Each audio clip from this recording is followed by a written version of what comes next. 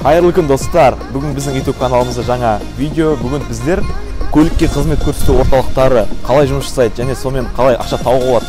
Осы кәсіптің егелері қанша ақшамен бастады және де басқа да қызықты сұрақтарды сол кәсіптің егелерінен сұрап білетін боламыз. Олай болса, осы видеоны соңына дейін көріңіздер және біздің каналымызға тіркеліп лайк басуды ұмытпаңыздар. Олай болса, кеттік.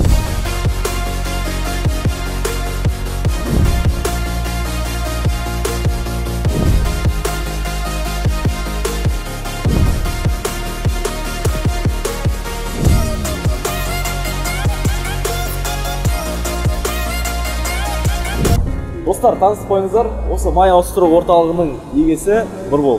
Ассалаумағалейкум. Нұрбол, жалпы саған алғашқы сұрақ, осы кәсіпті бастамас бұрын сен қандай салада жұмыс жасадың, қандай кәсіппен айналыстың? Мен жұмыс жасамам, мен басында студент болғам. Бұл салаға келгеніме бір 3 жылдай болды. Енді бұл бизнесті ашпай тұрып, енді ағам екеуміз ақылдасып, енді жүріп, содан кейін барып ашқан бір бизнес. Бұл бизнестен мен басында ешқандай хабарым болмаған. Сол ағамның арқасында жаңағы қасында жүріп, үйреніп бір жылдай. Содан кейін бастап жаймен үйреніп кеттім. Тамаша. Жалпы бұл орталықтың ашылғанына қанша уақыт болды? Бұл ашылғанына 2018-дің көктемінде аштық біз. Көктемде. Енді өзіміз түсінген бойынша сол кезде көктемде сезон болады деп түсіндік өзіміз. Сол кезден бастап ашқанбыз. Басында енді кішкене қиындау болды енді. Түсінбеді екенін, не екенін түсінбеді. Жұмысшыларды табу бізге кішкене қиынға соқты енді. Специалисттер болады ғой өзін, мастер болады ғой, сондай. Басында жолықпадық, орындық деген сияқты. Жалпы осы кәсіпті бастар бұрын не нәрсе маңызды бұл кәсіпте? Бұл кәсіпте клиентке деген индивидуальный подход дейді ғой. Сондай әр клиентпен жеке сөйлесіп, клиенттің көңілінен шығу деген сияқты. Әрқайсысына бір енді кішігірім скидка жасап қою үшін, ол қайтадан келу үшін, осы жерден ауыстырып, қайта келіп ауыстыру үшін соған подход жасады. Мен қазір қарап отырмын, сағат бізде таңғы сағат 10. Сендердің клиенттерің уже кезекке тұрып отыр, мына жерде. Постоянно әрдайым осылай ма, әлде қалай? Бүгін сондай клиент көп күнге түсіп қалдық па біз? Негізі демалыс күнінде машина көп келеді. Енді адамдар өздерінің жұмыстарын тастап, енді машинасына көңіл бөлгісі келеді.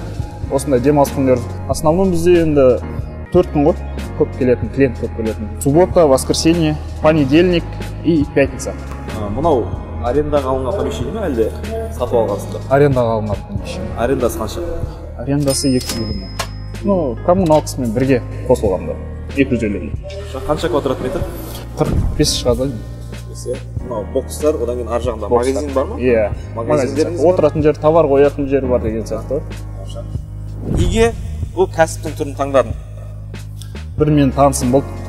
Осындай кәсіппен айналысты ол да. Ол енді маған дейін 1 жыл істеді. Енді мен көрдім, осындай кәсіптің жүріп жатқанын көрдім. Енді естідім өзімнен, жалпы сұрадым, сұрастырдым, қалай болады деген сияқты.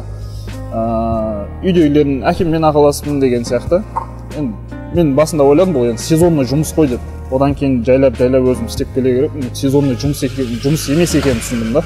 Машинасының уақыты келгенше уақытылы ауыстырып тұрады, ол сезонға қарамайды да. Жайлап енді қызығына кіресің ғой, енді бизнес болғаннан кейін ол өзінің қызығы болады ғой. Содан кейін енді осы жерде жүрмін ғой, мен 3 жыл болды осы жерде жүргенім. Жаңа 4-ші курста бастадым дедің, иә? Дипломың бар. Қандай университетте, қандай уақытта бітірдің? Мен Қазақ ұлттық техникалық университетін бітіргем, Сәтбаев атындағы. Политехта? Иә, политехта. Энергетика мамандығын бітіргем. Электроэнергетика? Электроэнергетика. Жұмыс істеп көрдің бе дипломыңды? Жоқ, жұмыс істеп көрмедім ондай жұмыс. Негізі менде мамандығым инженер проектировщик. ЕНУ деген университет бар, басында сабақ бітіргем. Мен де жұмыс істеп көрмедім. Тамаша, керемет. Бұл кәсіпте жүрген 3 жыл уақыт болды дедің. Бір клиенттен түсетін средний выручка дейді ғой, сол қанша? Орташа чек. Орташа чек 3000 теңге ғой. Бұл жерде қалай, сендерде май ауыстыру тегін? Майды сенен сатып алады деген сияқты ма, соны толығырақ айтып жіберсең? Май бізден алса, май ауыстыру тегін болады. Фильтр подарок жүреді майға байланысты. Бізде жаңағы коробка, АКПП дейді ғой. Соның май ауыстыру, мысалы, көп жерде промывка жасамайды, поддон шешпейді деген сияқты ғой. Бізде жаңағы бір плюсымыз осы да. Поддон шешіп, тазалап, оның үшін промывка жасап, оның үшін фильтрін ауыстырып. Тамаша, бір күндік енді средний касса қанша теңге шығады? бір күндік средний касса 100 мың теңге шығады. Күніне 100 мың теңге бөліп, сонда айына примерно 3 миллион 3 миллион теңгеде шығады касса. Жалпы енді бұл кәсіпте қандай шығындар бар, қанша қызметкерің бар? Шығындарымыз айтатын болсақ, ол бізде жаңағы күнделікті закупымыз, жаңағы фильтр алатынымыз, қызметкерлердің жұмысы. Өзімде мысалы 2 қызметкер бар, мысалы біреу мастер, біреу жаңағы ученик деген сияқты ғой, оқушы деген сияқты ғой. И өзім осы жерде жұмыс істеймін жаңағы. Мастерларым енді күнде істей бергеннен шаршайды, оны аптасына 1-2 рет демалыс беремін, сол кезде 2 күн өзім шығамын деген сияқты ғой. Жаңағы ақысына келетін болсақ, олар күніне 8 мың 9 мың алады, средний алады. Енді ол жұмысқа да байланысты, енді жұмыс көп болып жатса, одан көп алады деген. Онда жұмысшыларға расход қанша кетеді айына? Солымен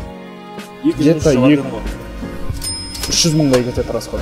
300 мыңдай расход кетеді. 300-сі өзің, бірақ ол енді өзім кассама түседі. Біреуге төлегенше өзімде қалсын деген сияқты. Мысалы енді фильтрлі біз апта сайын аламыз, мысалы где-то 60-70 мыңға закуп жасаймыз, апта сайын жасап отырамыз. Айына сонда 250 мың 250 мың теңге фильтр аламыз, иә. Қандай расходтар бар? Расходтар майлар, сол майлар, трансмиссионный майлар. Олар енді фирмадан қалай заказ береміз, олар скидка деген сияқты болады өздерінде фирмаларда. Если объемный қылып алатын болсаң, ол сенде скидка көп болады. Басқа заменаларға қарағанда саған төмен бағада береді ол. Яғни закупты алып отырады белгілі фирмалар бар, иә? Олар сен өзің алып келесің ба, әлде саған әкеліп беріп отырады? Олар маған өздері әкеліп береді. Мен заказ беремін, мысалы бүгін заказ берсем, олар ертеңге уже дайындап қояды заказды. Жалпы айына қанша теңге келеді закуп майға? Енді таза майға енді 1 миллион кетеді закупқа. 1 миллион таза кетеді. Закупың бар, 300 мыңдай жұмысшыларға берем дедің, 250 мың арендаң бар, сонда айына қанша табасың сен? Айына 1 миллиондай табамын. Бұл кәсіппен осындай ақша табуға болады? Болады. Бұл сенде пока біреу ғана? Біреу ғана, иә. Болашақта басқа жерлерден ашатын ой бар ма, әлде қалай? Бар. Мен жер қарастырып жүрмін, мен тура осындай енді бір көлік көп, қасында мойкасы бар деген сияқты, адамдар скопление болатын жер деген сияқты, әр жерден жиналатын сияқты, мынандай повороттардың жанында жақсы болады, сондай жерлерді қарап жүрмін өзім. Біздің YouTube арнамыздың көрермендеріне өте қызық сұрақ деп ойлаймын. Мынау кәсіпті ашуға қанша ақша кетті? Бұл кәсіпті ашуға 8 миллиондай кетті. 8 миллион теңге? Иә. Сен өзің 4-ші курс студентсің. Иә. Ол ақша қайдан алдың? Басында енді бәрін есептеп жүріп, келіп, сонымен әркімнен сұрайсың ғой, басында өзіңде ондай ақша жоқ, өзің студентсің деген сияқты. Қасымдағылардан сұрап жүріп, әйтеуір таныс тауып, мен инвестор таптым. Өзім ағам танысы болып шықты ол кісі. Барған кезде өзің бизнес жобаңды қорғайсың ғой, типа осындай менде осындай идея бар деген сияқты, осыған осынша ақша керек деген сияқты. Ол кісіден сұрадым мен де. Сол кісімен келісіп, мен ақшаны 2 жылда қайтарам деп келістім. Қанша ақша қайтаратын келістің? 2 жылда қайтаратын болсам 12 миллион болды. Мен оны алдым да сонымен 1 жылда құтылдым. 1 жылда 10 миллион қылып қайтардым. 1 жылда ертерек жапқан? Ертерек жапқан. Азырақ төледің? Иә. 1 жылда сен өз бизнесті ақтадың ғой сонда? Ақтадым. Тамаша. Өте керемет. Ашатын кәсіп екен негізі. Иә. Мен де ойланып көрмесем. Енді жаңа айттың ғой, 8 миллион теңге ақша кетеді дедің, иә? Ол ақшаға қай жаққа кетті? Не нәрсеге жұмсадың?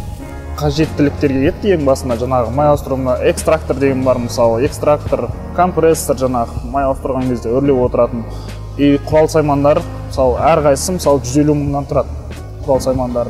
И кондиционер аппарат бар. Ол енді бізде сезонда основном көктемде басталады. Мен соны алдым. И антифриз ауыстыратын аппарат болады. Олардың әрқайсысы бағалары қанша?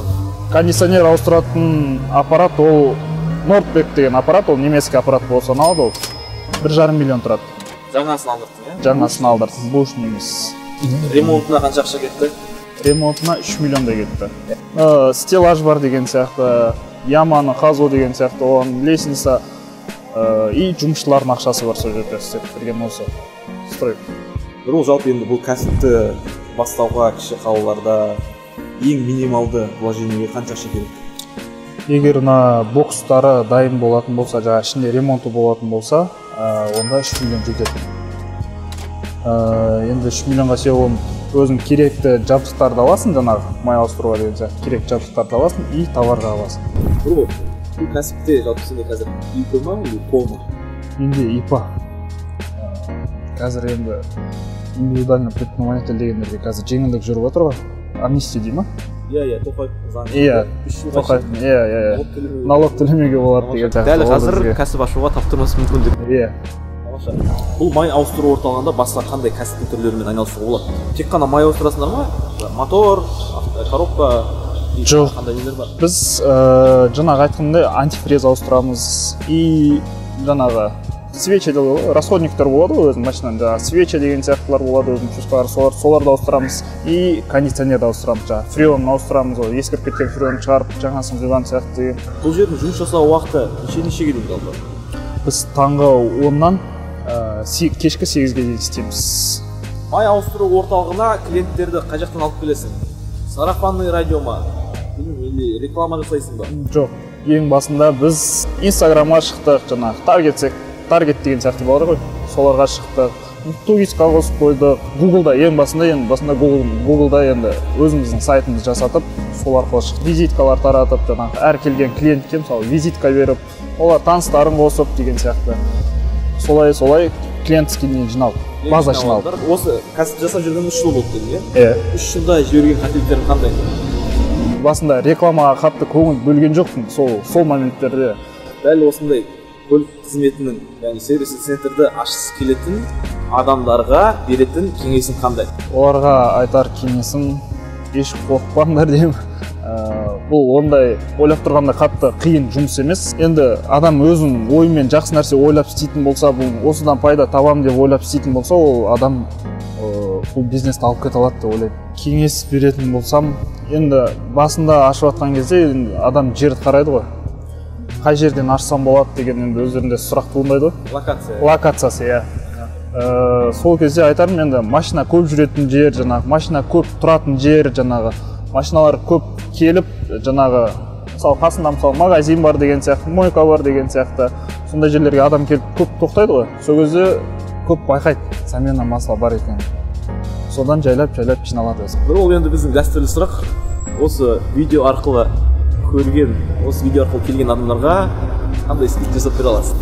Осы YouTube каналынан келетін болса, мен оларға жеке 10% скидка беремін. Тамаша. Нұрбол, енді осы кәсіптің қыр-сырларын айтқаныңа, құпияларыңды, минустарыңды, плюстарыңды айтып, осылай бізге ақпарат бергеніңе көптен көп рахмет. Көп кәсіпкерлердің өзінің ақшалары туралы ақпарат айтуға рухы жете бермейді. Рахмет саған. Сіздерге де рахмет. Достар, сіздерге де көптен көп рахмет. Соңына дейін көргендеріңіз үшін осы YouTube каналға тіркеліп, видеоға лайк басып, төменге комментарияларыңызды, пікірлеріңізді жазыңыздар. Олай болса, келесі видеоларда кездескенше сау саламатта болыңыздар.